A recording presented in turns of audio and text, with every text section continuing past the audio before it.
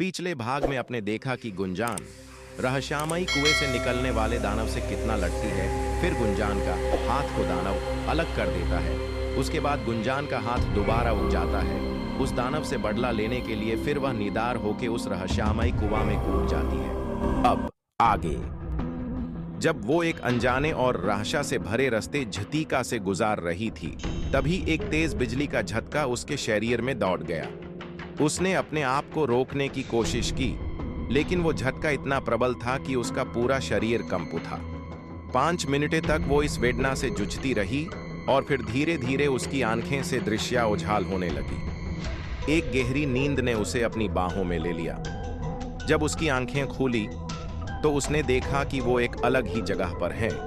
एक दुनिया जो पहली नजर में सपनों जैसी लग रही थी, लेकिन हर वस्तु इतनी सटीक और वास्तविक थी कि सपना कहना गलत लगता। आसमान गहरे नीले रंग का था, लेकिन उसमें सितारे दिन के समय भी चमक रहे थे। पेड़ों के पत्ते चांदी जैसे चमक रहे थे और हवा में एक अजीब सी सुगंध थी जो मन को शांत करती थी। गुंजान ने अपने आसपास देखा, लेकिन यहाँ कोई इंसान नहीं दिख रहा था। क्या मैं किसी दूसरी दुनिया में आ गई हूँ?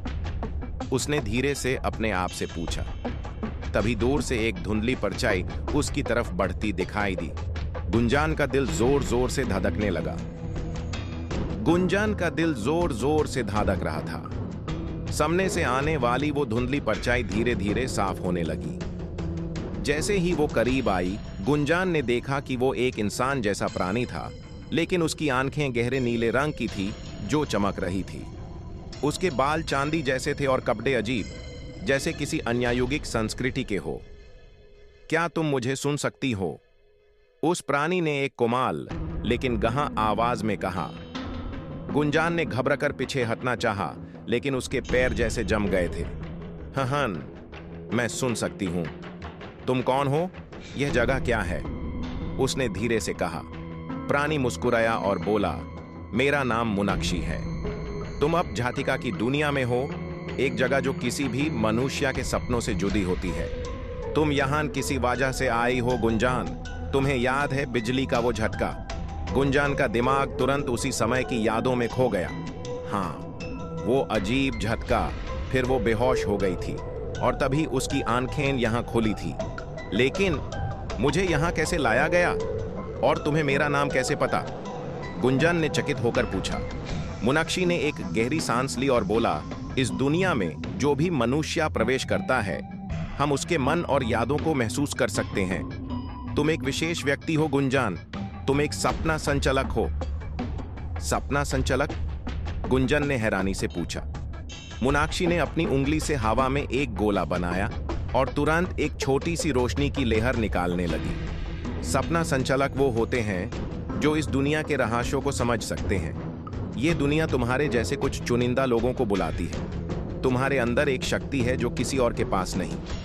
गुंजान का मन उत्तेजना और भय से भर गया। क्या ये सच हो सकता है? उसके सपने हमेशा अजीब क्यों होते थे? क्या वो हमेशा से किसी खास उद्देश्य के लिए चुनी गई थी? लेकिन अगर मैं यहां हूं तो इसका मतलब मैं वापस नहीं जा सकती। गुंजान ने चिंतित स्वर में पूछा। मुनाक्षी ने एक शांत स्वर में कहा, अगर तुम चाहती हो वापस जाना तो एक रास्ता है, लेकिन तुम्हें पहले झतीका के 3 रहस्यों को समझना होगा।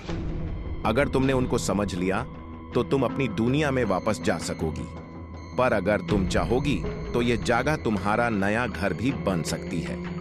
गुंजान की आंखों में अनेक सवाल घूमने लगे। क्या वो सच में एक सपनों की दुनिया का हिस्सा बन सकती है, या फिर उसे अपने घर लौटने का रास्ता ढूंढना होगा? उसके सामने अब एक अनजाना सफर था, एक ऐसी दुनिया का सफर जो उसकी कल्पना से भी परे थी। आगे क्या होगा? गुंजान का पहला रहस्य क्या होगा? झतीका की दुनिया कितनी रोमांचक और खतरनाक है?